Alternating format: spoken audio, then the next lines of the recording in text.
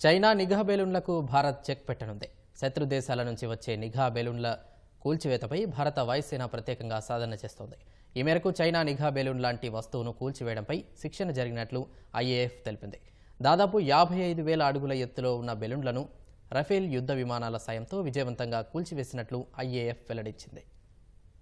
శత్రు దేశాల నుంచి వచ్చే నిఘా బెలూన్ల కూల్చివేతపై భారత వాయుసేన ప్రత్యేకంగా సాధన చేస్తోంది. పొరుగు దేశాలపై నిఘా వేయడానికి చైనా ప్రత్యేకమైన నిఘా బెలూన్లను ఎక్కువగా వినియోగిస్తుంటుంది. ఇలాంటి బెలూన్లను కూల్చివేసే అంశంపై భారత వాయుసేన తీవ్రంగా సాధన చేసింది. కొన్ని నెలల క్రితం తూర్పు ఎయిర్ కమాండ్ ప్రాంతంలో 15 కిలోమీటర్లకు పైగా ఎత్తులో ప్రయాణిస్తున్న చైనా నిఘా బెలూన్ లాంటి వస్తువును కూల్చివేయడంపై శిక్షణ జరిగినట్లు ఐఏఎఫ్ తెలిపింది. అత్యంత ఎత్తులో ఉన్న బెలూన్ను కూల్చే ఈ ఆపరేషన్లో రఫేల్ యుద్ధ విమానాలు పాల్గొన్నట్లు పేర్కొంది. ఈ ఆపరేషన్లో వాడిన బెలూన్లకు పేలోడ్ను కూడా అమర్చారు.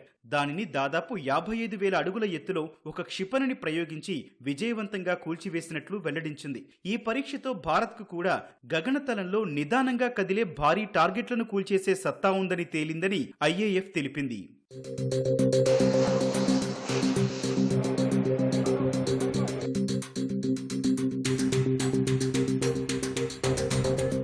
2023లో చైనా ప్రయోగించిన ఓ బెలూన్ అమెరికాలోని దక్షిణ కరోలినా గగనతలంలో కనిపించడంతో అలజడి రేగింది. ఆ బెలూన్ను యుద్ధ విమానం F-22 సాయంతో అమెరికా కూల్చివేసింది. భారత్లో కూడా త్రివిధ దళాల కమాండ్ ఉన్న అండమాన్ నికోబార్ దీవులపై ఇలాంటివి కనిపించాయి. దాదాపు 4 రోజుల తర్వాత అది అక్కడి నుంచి వెళ్లిపోయింది.